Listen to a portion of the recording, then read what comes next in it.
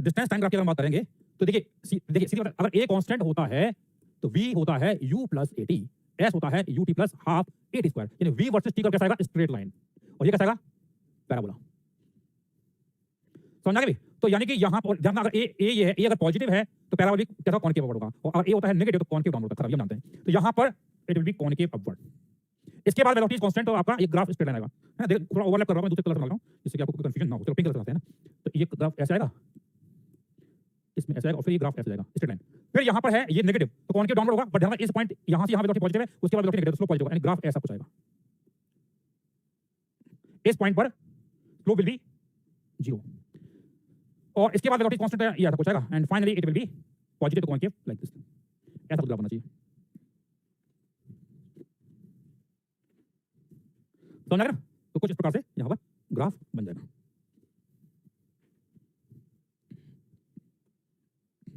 चलिए question number 38 देख लेते हैं। Object is tossed vertically into the air with an initial velocity of 8 meters per second using the sign convention upward as positive. लिखा ऊपर direction क्या positive है। How does the vertical component of acceleration ay of object after leaving the hand vary during the flight of the object? Acceleration due to gravity g हमेशा नीचे लगता है। It is always negative while going up as well as while going down. किसने पूछा? समझ आ गया? Basic question है पायल, ये क्वेश्चन नहीं करना चाहिए, ये क्वेश्चन इट इज नेगेटिव। ठीक है भाई, चलिए 43। हाँ जी, the acceleration of free fall at when it is determined by timing the fall of the steel ball photo electrically. The ball passes B and C at time t1 and t2 after release from point A. The acceleration of free fall is given by, यहाँ से particle को drop किया है, particle यहाँ जा रहा है, ये पॉइंट है B और ये पॉइंट है C और ये है H। तो B को क्रॉस करता है, ये टाइम लगता है t1 और यहाँ t बराबर कितना है, t2। तो निकालना है एक्सेलरेशन ऑफ फ्री फॉल, इसका एक्सेलरेशन जो है g निकालना है मेरे को, g ऑफ द प्लैनेट। ये h दिया है, तो ये डिस्टेंस मैं मान लेता हूँ x है, तो ये मान लो पॉइंट A है, ये B है, C है। तो अगर मैं A से B जाता हूँ और मैं लगाता हूँ s बराबर ut plus half at square, displacement is minus x, u तो 0 है, प्लस 1/2 ए कितना है, minus g into t1 square. तो x आ गया half g t1 square, equation number 1। अब मैं a से जा रहा हूं सीधा c, क्यों? क्योंकि मुझे मालूम है a पॉइंट पर इनिशियल वेलोसिटी 0 है। तो a से अगर हम c जाएंगे तो हम लगाएंगे s is equal to ut plus half at square, again u 0 है, डिस्प्लेसमेंट हो जाएगा x प्लस h, डाउनवर्ड है तो माइनस लगा देंगे, हाफ a कितना है माइनस g, और टाइम लगा t2, माइनस माइनस हो जाएगा x प्लस h आ गया half g t2 square, equation number 2। Put the value of x over, x की वैल्यू इसको यहां पे ले जाओ तो h आएगा half g t2 square minus t1 square. तो you have to find the value of g कितना आएगा, 2h divided by t2 square minus t1 square. That answer. Done. लिख लीजिए।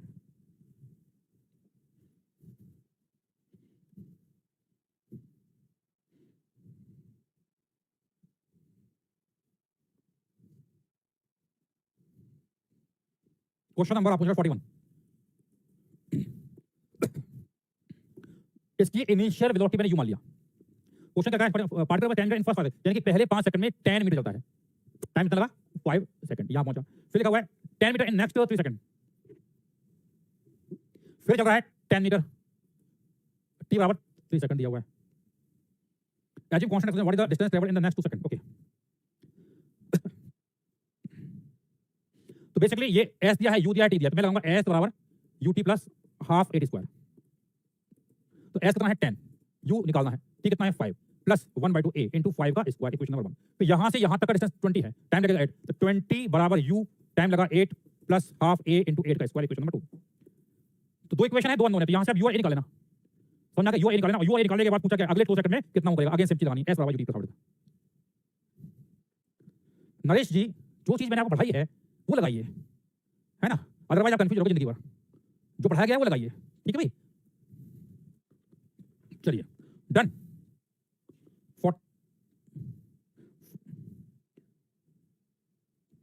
47, body falls free from right, it covers as much distance in the last second of motion as covered in the first 3 second. Same question ditto मैं class में करा चुका हूं, please ऐसे question पूछ के मुझे शर्मिंदा ना कराएं, ठीक है। क्वेश्चन नंबर 44 पूछ के मुझे शर्मिंदा ना कराएं, बहुत ही लल्लू टाइप का क्वेश्चन है। डिस्टेंस कवर्ड बाय पार्टिकल में क्वेश्चन करा 5th सेकंड में, या तो पार्टिकल फेंका था ऊपर 5वें सेकंड में करवाया था, वही क्वेश्चन हो गया। कॉमन सेंस डिस्टेंस कवर्ड जब निकाला जाएगा और एक्स का कांस्टेंट बेस्ट तरीका v वर्सेस t बनाइए, वेलोसिटी वर्सेस टाइम कर्व, ठीक है। चलिए आगे बढ़ते हैं, टाइम पास हो रहा लगता है आपके पास, जेन्युइन क्वेश्चन पूछने के लिए है नहीं लगता है। 46 देख लेते हैं। 46 में क्या लिखा है, ball drop from the top of building passes a window of height h in time t, if its speed at the top and the bottom edge of the window are v1 v2, the following set of equations is correct। 46 में क्या पूछ रहे हैं यार, 46 देख लेते हैं। चलो यहां पर ये हाइट दिया हुआ है h, यहां पर स्पीड है v1, यहां है v2, gravity is acting downward, लिखा है पासेस द बॉल ड्रॉप, ठीक है, फ्रॉम द टॉप, ऊपर से गई है, ठीक है, हाइट एट टी टाइम, यहां से तक टाइम जो है वो टी टाइम दिया हुआ है, तो यहां से यहां लगाया v बराबर u प्लस 80, तो फाइनल वेलोसिटी है v2 बराबर v1 प्लस g, मैं डाउनवर्ड पॉजिटिव मार रहा हूं, है ना, मैं नीचे मार रहा हूं, तो g into t, equation number 1 देख लेना। तो हाइट की बात करेंगे तो ए फार्मूला मैं जानता हूं, s बराबर u plus v by 2 into t, यहां से यहां कितना गया h, तो h बराबर v1 plus v2 bye 2 into t।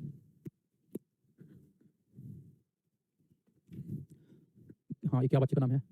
Pranav बेटा, आपने क्वेश्चन सॉल्व कर लिया, question number 41 question solve, pen तो चलाओ यार, बिना पेन चलाए आप चाहते हो कि कोई जादू छड़े घूमे और हमारा क्वेश्चन सॉल्व हो जाए, ऐसा नहीं होता भाई, थोड़ा सा आपको घिसना पड़ेगा पेन, तब जाके कुछ होगा।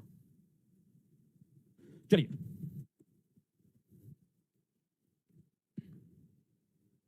और कोई डाउट नहीं, चलिए डन, बढ़िया। 55, हाँ, a particle is velocity of v naught along x axis, the distance of particle is proportional to the square of distance from the origin. तो a है minus alpha x square, distance eight which the particle stops, तो a को हम लिखेंगे v dv by dx, इसको ले जाइए ऊपर, तो v dv हो जाएगा minus alpha x square dx, और इसको हम क्या करेंगे, इंटीग्रेट कर देंगे। हाँ जी, तो स्टार्टिंग में वेलोसिटी है v नॉट जब x 0 था, और फाइनली सॉरी स्टार्टिंग में x 0 था, वेलोसिटी है v नॉट, और फाइनली जब वेलोसिटी 0 हो जाएगा तो x निकालना है। समझ आ गया भाई, लिख लीजिए।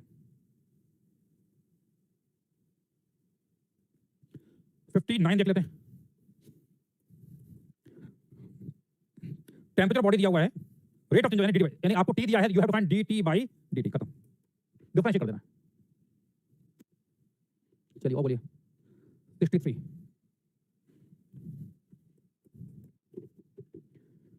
each of the three graphs represents acceleration versus time for an object that already has positive velocity at t बराबर t1, ठीक है, अच्छी बात है, ये velocity दिया हुआ है, velocity positive, which graph shows an object whose speed is increasing for the entire time। देखो a वर्सेस t का है, एरिया का क्या पॉजिटिव है, तो एरिया होता है v final minus v initial, तो v फाइनल क्या आएगा, a plus v initial, v initial positive है, ये भी पॉजिटिव है तीनों केस में, तो v फाइनल जो होगा डेफिनेटली v इनिशियल से बड़ा होगा इन ऑल केसेस। तो इन ऑल केसेस हम बताते हैं स्पीड जो है बढ़ रही है, ठीक है भाई।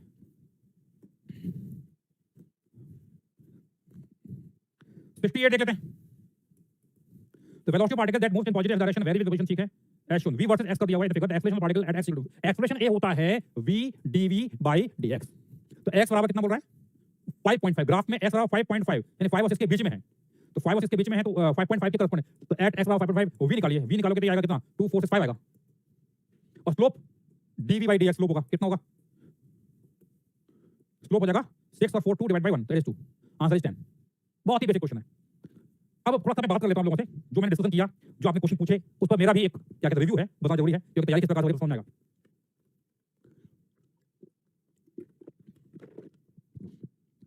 जो अभी तक मैंने डिस्कस किया, प्लीज अब समझ लीजिए, मैं बहुत इंपॉर्टेंट पॉइंट बता रहा हूं, क्योंकि आगे भी काम आने वाला है। जितने भी क्वेश्चन मैंने डिस्कस किए, अब बताइए क्या कोई ऐसा क्वेश्चन था which was beyond your notes? VDV/DS ऐसा क्वेश्चन मैं क्लास में कराया था, कोई भी देख लो, कोई भी बियॉन्ड नोट्स नहीं था। अब तकलीफ क्या है, समझ में बताता हूं तकलीफ क्या है। प्रॉब्लम क्या है कि हमने नोट्स पे कमांड नहीं कर रखा है। जो बच्चा जितना सिस्टमैटिक रहेगा ना, उसकी लर्निंग उतनी स्ट्रांग हो जाएगी। हाँ, संदीप सिंह के सारे क्वेश्चन देख रहे हैं आप, कई बच्चों ने ऐसे ऐसे क्वेश्चन पूछ लिए जो क्या कहते हैं एज इट इज मिलते जुलते क्वेश्चन नोट्स में करा रखे थे। हाँ, लैंग्वेज समझ में नहीं आती, that can be the issue, but actually मैं ये बोलना चाहता हूं कि भाई थोड़ा सा आपको एक्स्ट्रा एफर्ट करना पड़ेगा। क्या नोट्स पे कमांड कैसे करें? अरे भाई साहब, नोट्स पे कमांड तो बेसिक रिक्वायरमेंट है, रिवीजन करना पड़ेगा। नोट्स पे कमांड कैसे करें? रिवीजन करना पड़ेगा। You should know each and everything of your notes, है ना। नोट्स बहुत इंपॉर्टेंट है, बता रहा हूं दोबारा से, चाहे वो फिजिक्स हो, चाहे वो केमिस्ट्री हो, चाहे वो मैथ्स हो। अगर आपने नोट्स ढंग से कर रखा है ना, कोई क्वेश्चन छूटने वाला नहीं आपसे। फिर अगर किसी क्वेश्चन में आप अटकोगे, it is because of language of the question, that's it. हो सकता है कि क्वेश्चन की लैंग्वेज थोड़ा कॉम्प्लिकेट कर ले। एमडी अदनान जी, ग्राफ समझ में तो कौन रिवाइज कौन करेगा भाई? ग्राफ समझ में नहीं आता, सारे ग्राफ बता दिए, सारे बेसिक कॉन्सेप्ट बता दिए, तो रिवाइज कौन करेगा? अगर आपको कहीं दिक्कत आ रही है, रिवाइज तो आपको करना पड़ेगा, बिना रिवीजन के थोड़ी हो जाएगा। कोई शॉर्ट नोट्स की चीज नहीं होती, मैं बताऊं, कोई ऐसा शॉर्ट नोट कुछ नहीं होता, बकवास होता है। Short notes, one shot revision, ये आपको ये धोखा है, बता रहा हूं। जिंदगी में कभी ये मत कर लेना कि सर मेरा चैप्टर कमजोर रह गया है, मैं सोच रहा हूं कि यूट्यूब से वन शॉट कर लो, बकवास। You are wasting your time, that's it, you are wasting your time. Even मेरा भी लेक्चर कोई वन शॉट है, वो भी मत देखो। किसी काम का नहीं है। आपको अपने नोट्स पे कमांड करना है, पहली रिक्वायरमेंट।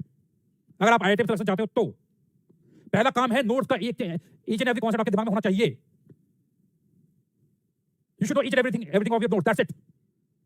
आप पेज सामने खोलो तो आपके दिमाग में पूरा स्कैन हो जाएगा, हाँ भाई इस पेज में ये लिखा हुआ है। That should be the level of your revision, that should be the level of your revision.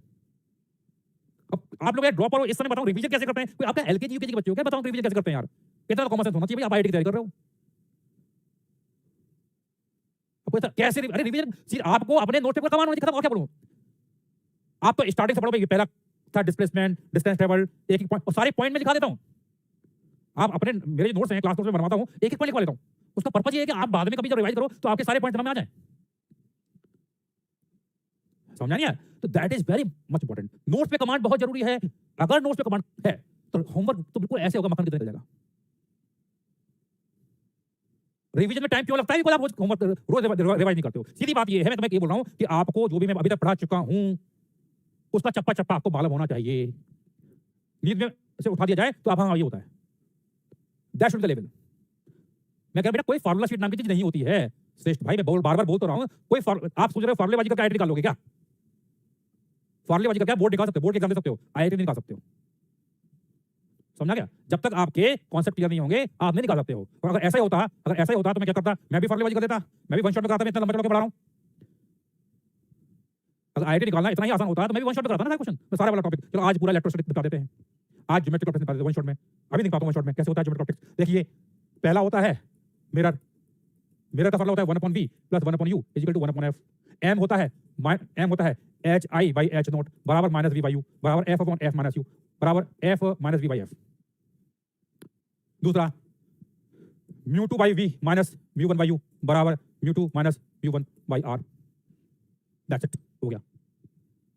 सारे क्वेश्चन हो जाएंगे से दोनों फॉर्मूले से, चाहे वो लेंस का फॉर्मूला हो चाहे मिरर का फॉर्मूला हो गया रिवीजन ऑप्टिक्स में। ये क्वेश्चन हो जाएंगे तुमसे,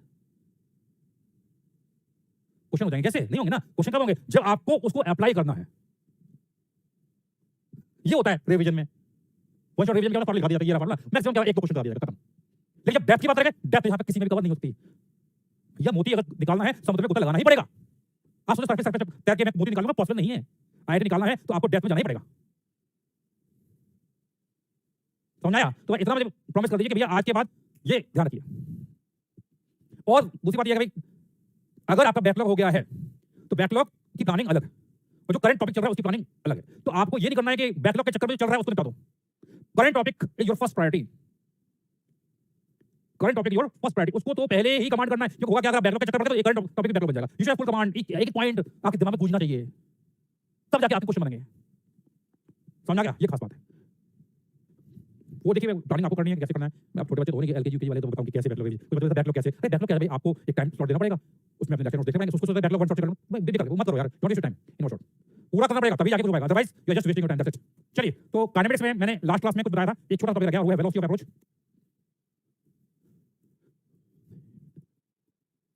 and separation, velocity of approach and separation क्या होता है समझते हैं।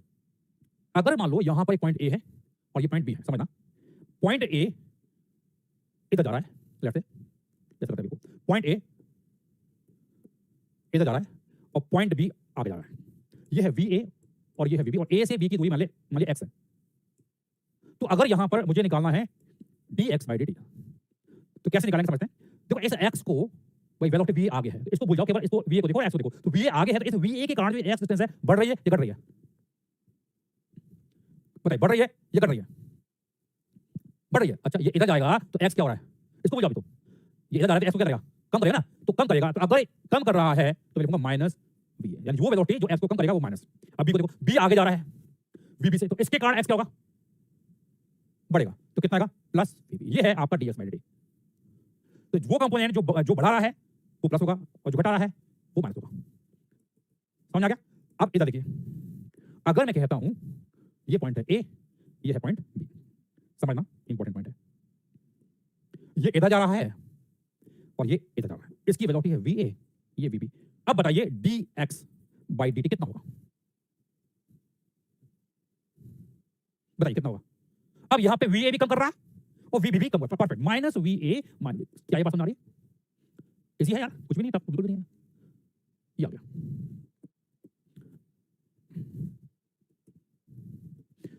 हाँ जी, अब अगर मैं कहता हूं यहां पर ये ऐसे जा रहा है और ये ऐसे जा रहा है, ये वेलोसिटी v1 है, ये v2 है, ये θ1 है और ये θ2 है। तो इस v1 का एक कंपोनेंट आएगा इस ab के अलोंग और एक आएगा परपेंडिकुलर, ऐसे इसका भी एक कंपोनेंट आएगा ab के अलोंग और एक आएगा परपेंडिकुलर। ये आएगा v1 cos θ1, ये आएगा p2 cos θ2 और इनके बीच की दूरी x है। बताइए अब dx/dt अगर मुझे निकालना है तो इस x को बताइए v1 cos θ1 घटाएगा या v1 sin θ1 घटाएगा, किसके कारण डिक्रीज करेगा? v1 cos θ1। तो ऐसे यहां देखिए इस v2 cos θ2 के कारण घटेगा, जो परपेंडिकुलर वाला है वो किसी काम का नहीं होगा। तो आंसर बताइए कितना आएगा? कितना आएगा? दोनों क्या होंगे? Negative, minus v1 cos θ1 minus v2 cos θ। समझ आया अभी? कॉन्सेप्ट क्लियर हुआ? कॉन्सेप्ट क्लियर हुआ? लिख लीजिए फटाफट।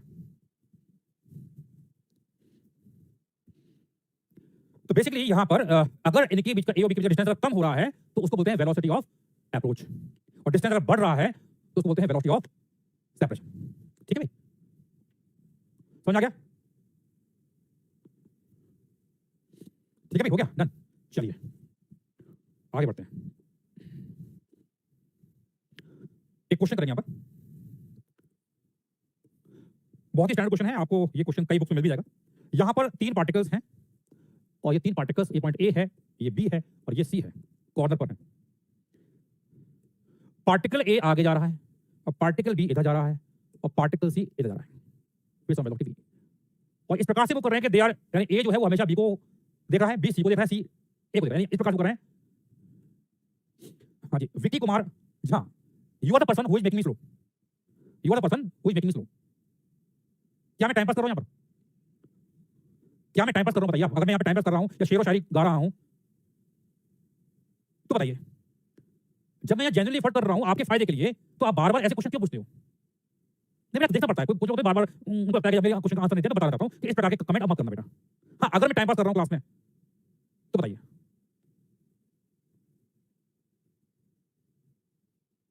भैया मैं जेन्युइनली पढ़ा रहा हूं, अब मुझे अपने हिसाब से पढ़ाने दीजिए, कोर्स की चिंता मत कीजिए, कोर्स हो जाएगा, कोर्स आराम से होगा। मैं पिछले 20 साल से करा रहा हूं कोर्स कंप्लीट, चिंता मत कीजिए, है ना? आगे बढ़ते हैं। ए चल रहा है, बी चल रहा है, सी चल रहा है। तो ए यहां पहुंचा, बी यहां पहुंचा, तो अब ए क्या करेगा? बी को देखेगा, बी क्या करेगा? सी को देखेगा और सी क्या करेगा? ए को देखेगा। अब क्या हो रहा होगा? अब ये इधर जा रहा है, ये इधर जा रहा है और ये इधर जा रहा है, ऐसा कुछ होगा। अब यहां से यहां पर, अब ये इसको देख रहा है कि अब ये इस डायरेक्शन में कर रहा होगा, ये इस डायरेक्शन में कर रहा होगा, ये इस डायरेक्शन में करेगा, and so on and finally इस प्रकार से मूव करते करते, इस प्रकार से मूव करते करते they will meet at the centre. समझा गया? ये एक बहुत ही स्टैंडर्ड क्वेश्चन है। तो इससे पूछा था कि भाई ये कितने कहां मिलेंगे, तो ये will be the centroid of this क्या कहते हैं ट्रायंगल, है ना? और ये कितने टाइम बाद मिलेंगे एंड सो ऑन। तो बेसिकली होगा क्या कि अभी स्टार्टिंग में I have to give the side of this triangle, तो ये साइड मान लो ए है, और हमेशा ध्यान से देखें तो ये हमेशा एक इक्विलेटरल एंगल पर ही रहेंगे, ये हमेशा क्या रहेंगे? एक इक्विलेटरल एंगल पर ही रहेंगे। तो किसी मोमेंट पर जे यहां है, ये मान लो डिस्टेंस है x, जब ये x डिस्टेंस है तो ये डिस्टेंस x पहले a थी, कम होगी, कम हो रही है, डिक्रीज हो रही है। तो अगर मैं निकालना चाहता हूं dx/dt, तो कैसे निकालूंगा? तो इसको ये a है तो a ही x बन रहा है ना, तो आपको इसी को पकड़ लीजिए, यहां पे स्टार्टिंग में था। तो ये वेलोसिटी इधर थी, दूसरा कर लेता हूं जिससे कि क्लियर हो जाए।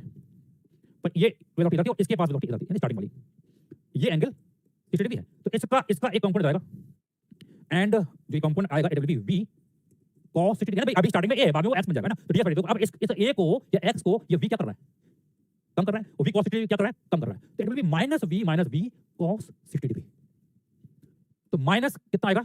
3v/2 हो जाएगा। समझ आ गया? ये है, तो ये आ गया, तो -3v/2। अब हमें निकालना है कितने टाइम बाद दे विल बी मीटिंग। तो पहले डिस्टेंस a और बाद में जब मिल जाएंगे तो इट विल 0। तो dx/dt है -3v/2, इसको करिए तो dx हो जाएगा -3v/2 * dt, और इसको हम इंटीग्रेट करेंगे तो देखिए t बराबर 0 पर ये स्टार्टिंग में डिस्टेंस a थी, बाद में टाइम हो जाएगा distance 0। Just solve it and you will get answer. करिए कितना आ रहा है?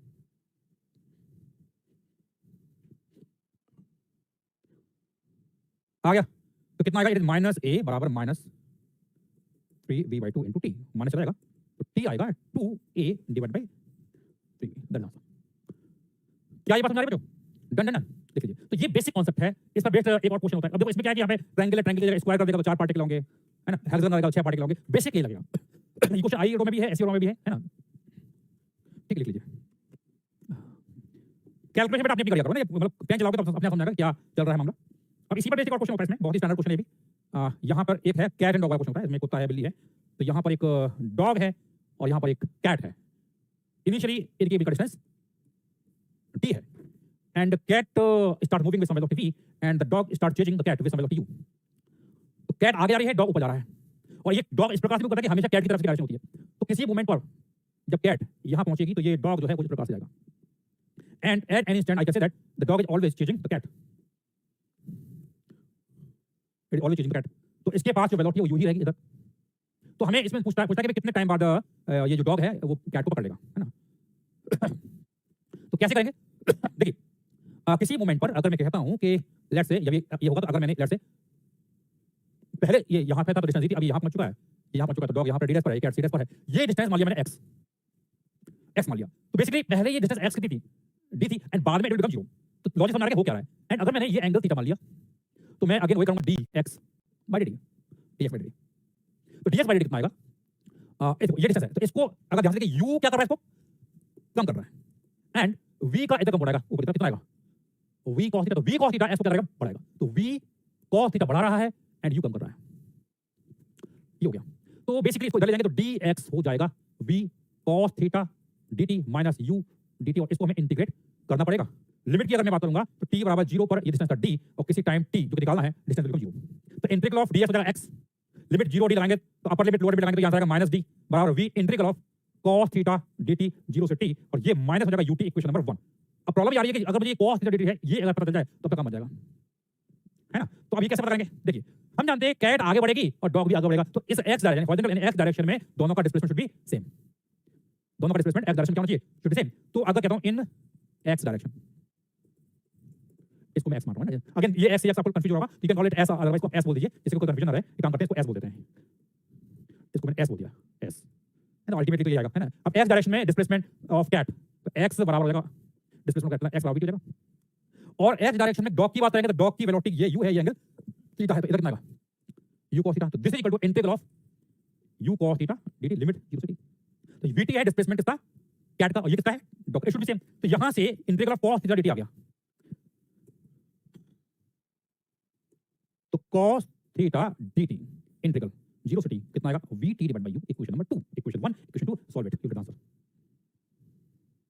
भाई ये बताइए, यहां पर अगर मैं बोल रहा हूं कि कैट यहां से यहां पहुंची जाते और डॉग यहां से यहां पहुंचा और पकड़ लिया, तो कैट का x डायरेक्शन में डिस्प्लेसमेंट और डॉग का x डायरेक्शन डिस्प्लेसमेंट क्या होना चाहिए? सेम होना चाहिए ना, तभी तो पकड़ पाएगा, है ना।